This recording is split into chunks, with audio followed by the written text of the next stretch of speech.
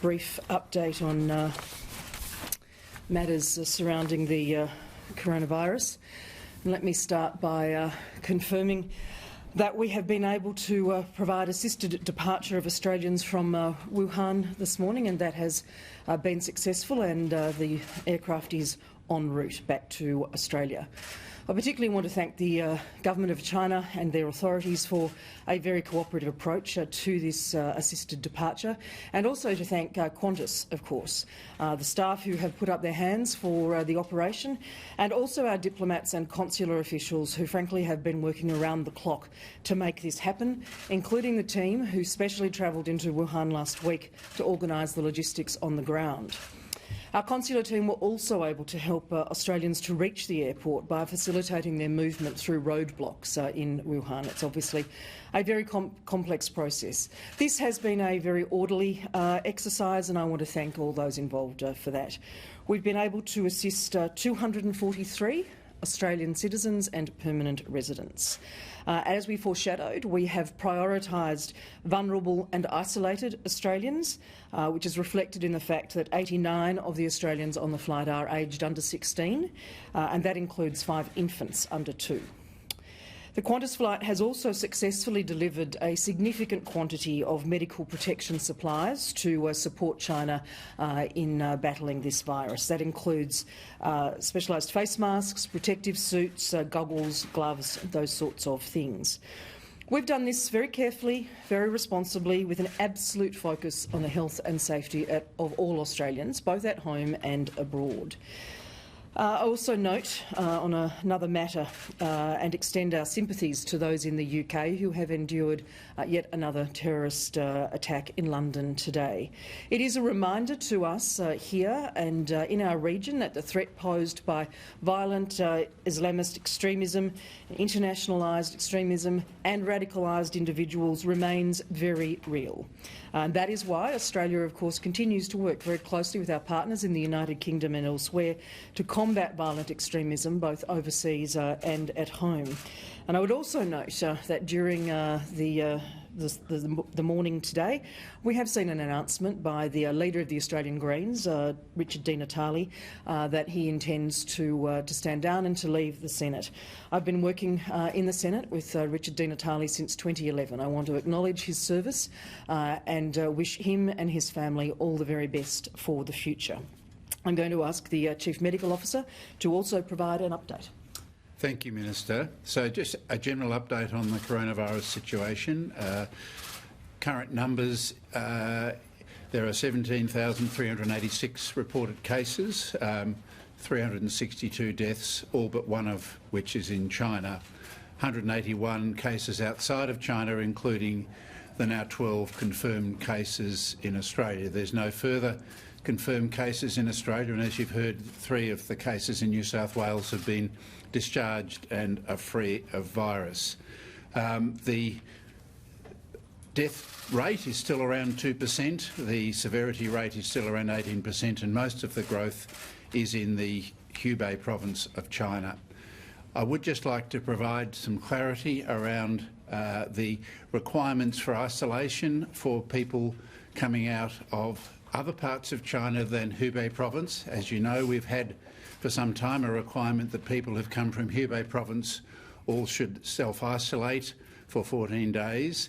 The requirements for isolation for people from other provinces of China apply only to people who have left or transited through China from the 1st of February, so on or after the 1st of February. So if somebody has come from China on the 28th of January, spent 4 or 5 days in another country and come to Australia, they will not be denied entry and they will not be required to self-isolate. The reason for that is that it was only on the 1st of February that our epidemiological data was such that the growth in numbers outside of Hubei province was such that we now believe that human-to-human transmission is occurring in those other provinces. But the numbers are still relatively low, and the risk for people coming from those provinces is still very, very low, but we are being absolutely cautious and extending our case definition to all of China and extending those quarantine arrangements. So it's only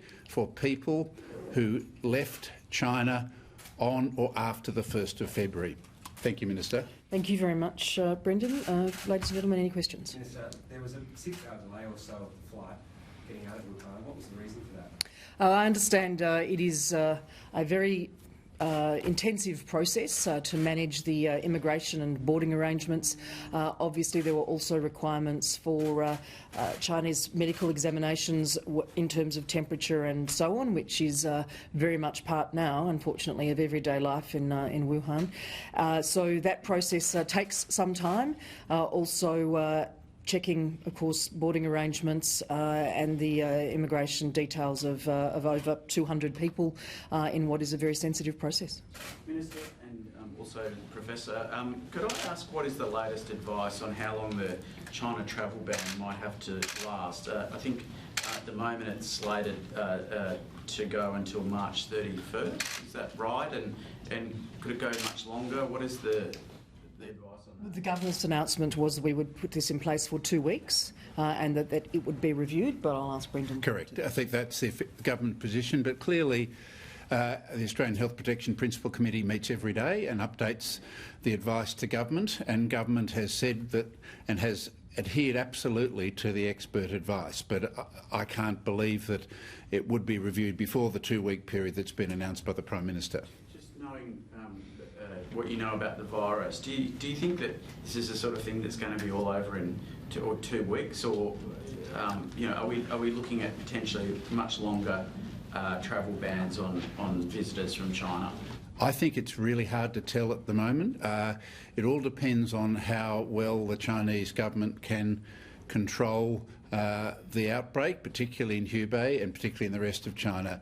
The reality is, though, that the Chinese authorities have already started to reduce travel from China, and if the outbreak spreads further in other provinces, they're likely to restrict exit anyway. So the travel ban perhaps is less important when the Chinese are restricting exit anyway. Just to be clear on the restrictions in terms of people returning from China, a lot of them might be international students, for example. If they were to travel now to a third country that would accept them, would that count as part of their 14-day period? 14 days since they left China. So if they went to another country for 14 days, they would be fined to come to Australia if they were well. Is that something you might advise international students who are looking to get here as quickly as possible? No, I think international students are obviously being advised by their universities. They're looking at all sorts of options, such as online study in the short term. So I'm not providing specific advice to international students. Minister, there's been commentary that around, I guess, sort of a racism element to the sort of things around, travel bans and treatment of sort of Chinese people with Chinese heritage in Australia and other countries and things like that. Suggestions that if something like this had happened like in a European country, we wouldn't be taking these sorts of steps on travel bans and stuff like that. Do you have a sort of a response to those sorts of issues being circulated? Well, I would indicate, first of all, that every single step that the government has taken in recent weeks has been absolutely at the advice of the medical professionals and is founded only in the advice of medical professionals to deal with the spread of the novel coronavirus that we are now facing. Absolutely only founded in medical advice, and any suggestion otherwise I absolutely reject.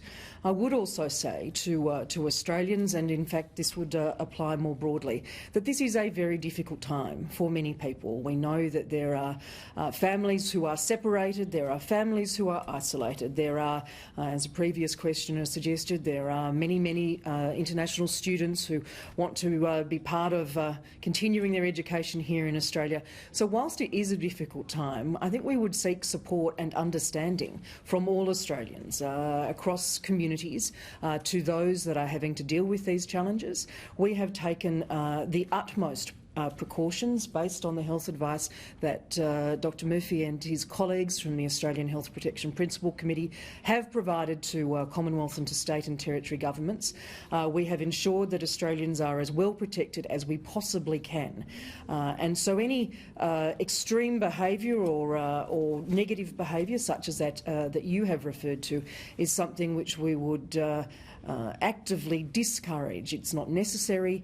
We are working very hard to protect Australians, and in fact what we need at this point in time, as well as the best possible protections, is a little bit of understanding and a little bit of support for communities who are dealing with some significant challenges. Can you talk us through what the process will be like when the people going to Christmas Island make it through to the 14 days? Will they have to book their own return flights to Australia? Will they get help with that? Will they have to pay for it themselves? They'll be supported to return to the mainland and then to fly from there to their ports, their home ports. Will that happen on individual cases, or will there be, say, a group of people that return in one flight together? Well, not everybody lives in the same place, so obviously they'll be going to different locations, and that will be determined when we come to the end of the 14 days. Minister, on another topic, earlier in January... Can we just see if there's any more questions in relation to... Have you had any more feedback from the Chinese government on the travel ban?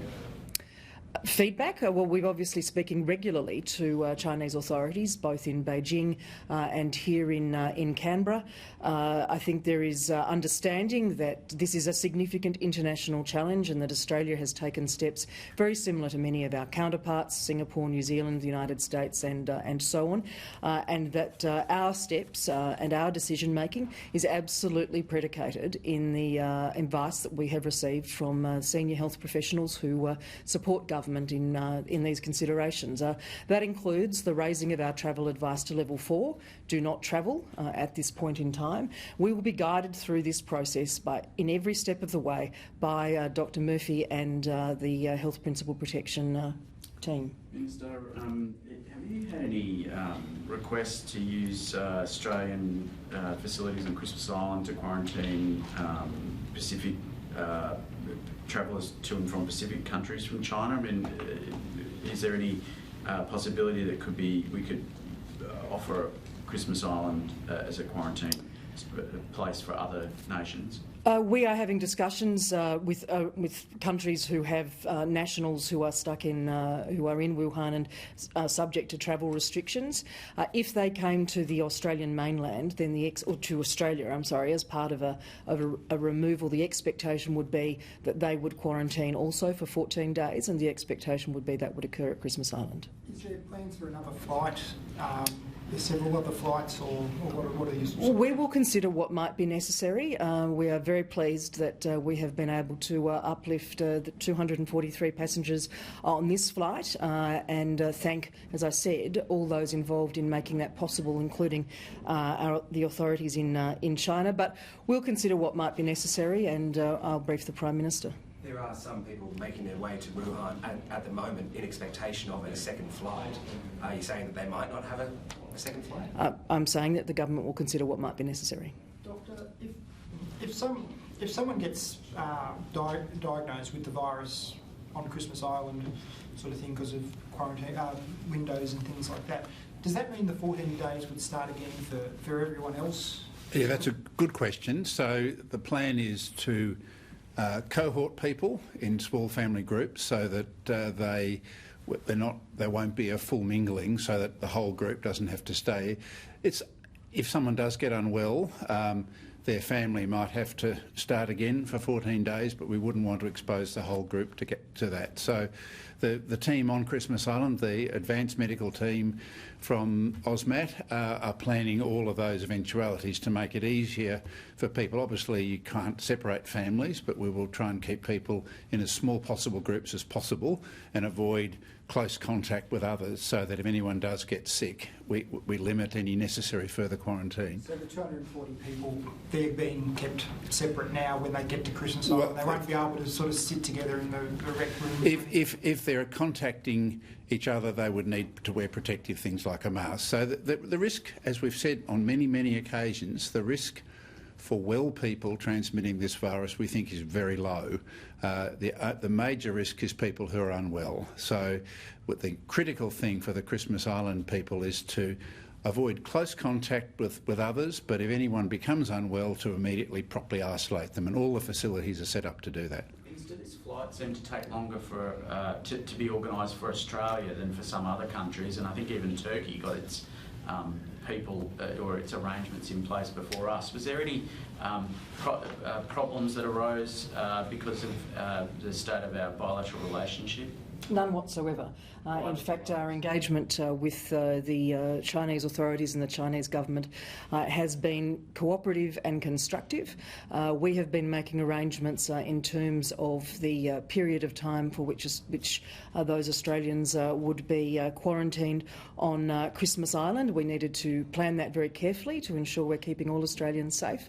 I'm very pleased that we have been able to assist 243 Australians and in fact some very small children, as I said, and a large number of young people to return to Australia. You gained some extra concessions in that residents were allowed to return.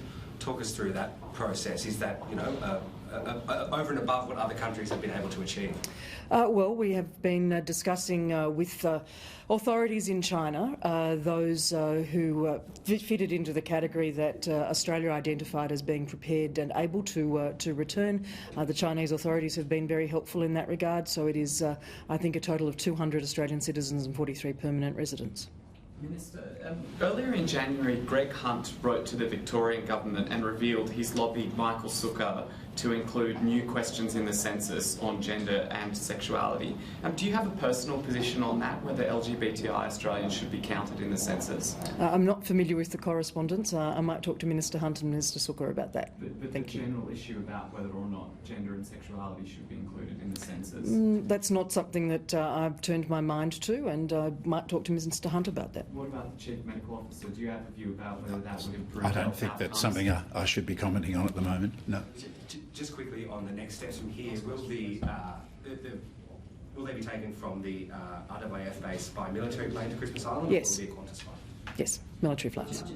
Sorry, Professor, just on the general sort of threat posed by the coronavirus. You can keep watching that on Sky News Extra 1, skynews.com.au. That's an update on the coronavirus. 243 people have been assisted so far, so Australian citizens taken to Christmas Island. We're leaving that there.